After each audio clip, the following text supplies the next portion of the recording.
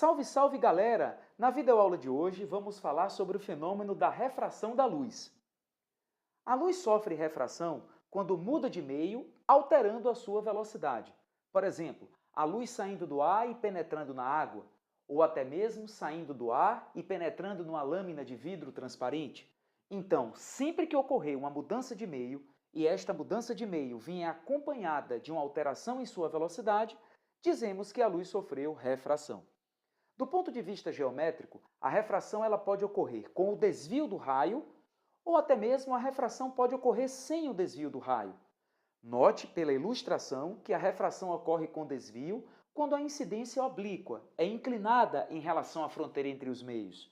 E a refração ocorre sem o desvio quando a incidência é normal, que significa perpendicular, formando 90 graus com a fronteira entre os meios. Uma grandeza física que está associada ao desvio, bem como à alteração da velocidade na refração, é o índice de refração absoluto de um meio, representado aqui pela letra N. Trata-se da relação entre a velocidade da luz no vácuo e a velocidade da luz no meio em questão. Chamamos a velocidade da luz no vácuo de c por ser uma constante, e v é a velocidade da luz no meio. Note que o índice de refração é uma grandeza adimensional, ou seja, não possui unidade, uma vez que relaciona duas grandezas iguais, no caso, velocidade dividido por velocidade. Um outro detalhe importante, perceba que o índice de refração e a velocidade da luz no meio em questão estão em níveis diferentes na fórmula. Isto significa dizer que elas são inversamente proporcionais, ou seja, o meio em que a luz se propaga com maior velocidade é aquele em que a luz se apresentará um menor índice de refração, é um meio menos refringente. No entanto, se a luz se propaga neste meio com menor velocidade, significa dizer que o meio vai apresentar um maior índice de refração, sendo, portanto, um meio mais refringente. Um experimento que comprova o fenômeno da refração é a dispersão luminosa. Esse experimento foi feito por Newton utilizando um prisma transparente, onde ele comprovou que a luz branca é policromática. É, na verdade, a composição de 7 luzes de diferentes cores. A luz vermelha, a luz alaranjada, a luz amarela, a luz verde, a luz azul, a luz anil e a luz violeta, que correspondem às 7 luzes que compõem as cores do arco-íris. Note que cada componente dessa da luz branca sofre um desvio diferente ao refratar. Isto significa dizer que o índice de refração de um meio não depende só do meio, depende também do tipo de luz que incide sobre ele. Pois bem, vamos agora estudar as leis da refração. Definimos as leis da refração a partir de 5 elementos: o raio incidente, o raio refratado, a reta normal, a fronteira entre os meios no ponto de incidência da luz, o ângulo de incidência, note, é o ângulo formado pelo raio incidente e pela normal, e o ângulo de refração, que é o ângulo formado pelo raio refratado e pela normal. A primeira lei da refração diz que o raio incidente, o raio refratado e a normal pertencem ao mesmo plano, ou seja, são coplanares. E a segunda lei, talvez a mais importante para os concursos vestibulares e para o Enem, é a lei que relaciona o ângulo de incidência com o ângulo de refração. Pela ilustração, percebe-se que o ângulo de incidência não é igual ao ângulo de refração, justamente por conta do desvio sofrido pela luz.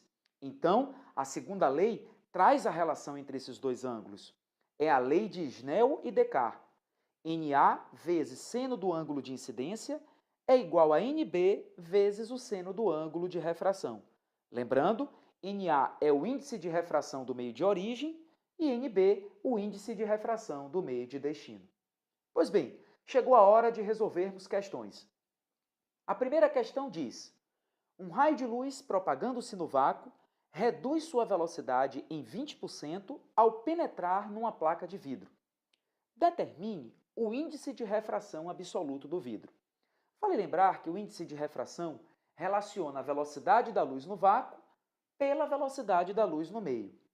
Um detalhe importante na questão: Note que a luz sofreu uma redução em 20% da sua velocidade.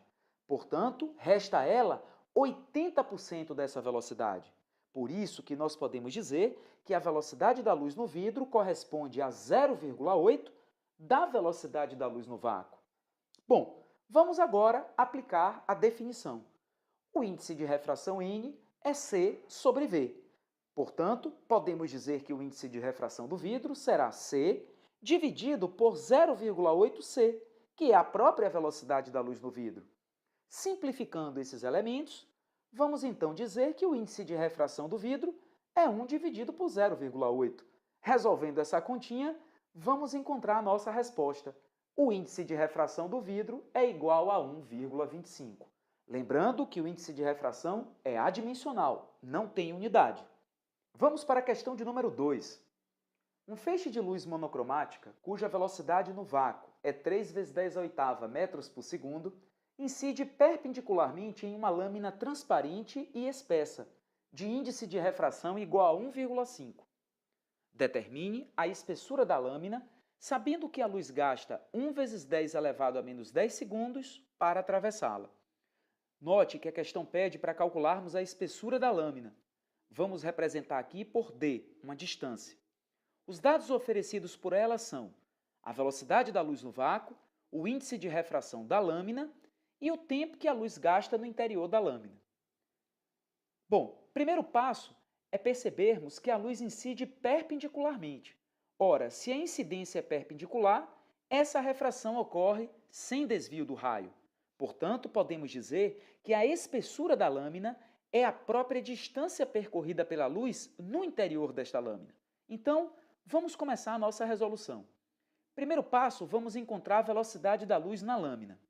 Com os dados que a questão nos oferece e aplicando o conceito de índice de refração, vamos então encontrar a velocidade da luz na lâmina, 2 vezes 10 a oitava metros por segundo. Mas o que significa uma velocidade constante de 2 vezes 10 a oitava metros por segundo? Significa dizer que a luz vai percorrer uma distância de 2 vezes 10 a oitava metros a cada 1 segundo. Portanto, para um tempo de 10 a menos 10 segundos, qual a distância percorrida pela luz no interior da lâmina? Fazendo uma simples multiplicação entre os extremos, vamos encontrar que a distância percorrida pela luz na lâmina, que é a própria espessura da lâmina, como sendo 2 vezes 10 a menos 2 metros. Essa é a resposta da questão 2. Vamos agora para a questão de número 3. O índice de refração N de um vidro de quartzo depende do comprimento de onda da luz, lambda, conforme indica o gráfico a seguir. Um detalhe importante, nós não estamos aqui estudando o comportamento ondulatório da luz, estamos apenas estudando o comportamento geométrico. Note que o gráfico nos traz a relação entre o comprimento de onda e o índice de refração. Portanto, não precisaremos saber em primeiro momento noções de comprimento de onda. Vamos continuar a ler a questão. Calcule o ângulo de refração θ para a luz com comprimento de onda de 400 nanômetros incidindo sobre uma peça de quartzo conforme a figura. Considere o índice de refração do A igual a 1. Ora, para calcularmos o ângulo de refração, que aqui a questão chama de θ, vamos então aplicar a lei de Snell e Descartes. NA vezes seno do I é igual a N do vidro vezes o seno de R. Substituindo os valores que temos, perceba, a questão nos oferece o índice de refração do A, mas para encontrarmos o seno do ângulo de refração, precisamos dos outros elementos. Vamos primeiro para o ângulo de incidência. Analisando o gráfico de número 2, perceba que um quadrante tem 90 graus. O ângulo de 60 graus que a questão nos oferece não é o ângulo de incidência. Lembrando que o ângulo de incidência é o ângulo formado pelo raio incidente pela normal. Mas como um quadrante tem 90 graus, para fechar os 90, 30 graus é o nosso ângulo de incidência. Agora note bem, para descobrirmos o índice de refração do vidro, vamos para o primeiro gráfico. Note que a questão diz que o comprimento da onda para o vidro de quartzo é de 400 nanômetros. Ora, 400 nanômetros indica um índice de refração de 1,47. Pronto, Substituindo o valor na lei de Snell e Descartes, vamos então resolver as nossas continhas, lembrando que o seno de 30 é 1/2. Vamos então encontrar um seno de r igual a 0,34. Mas tome cuidado, a questão não quer o seno do ângulo de refração, ela quer o ângulo de refração. Mas pergunto então a você, qual é o ângulo cujo seno é igual a 0,34? Você não tem a obrigação de saber. E sendo, portanto, uma questão aberta, como nós podemos dar a resposta em função do ângulo? Utilizando o arco da função. Dizemos que o ângulo de refração R é o arco-seno de 0,34. Essa é a representação analítica do ângulo. Pois bem, essa foi a nossa videoaula. Até a próxima!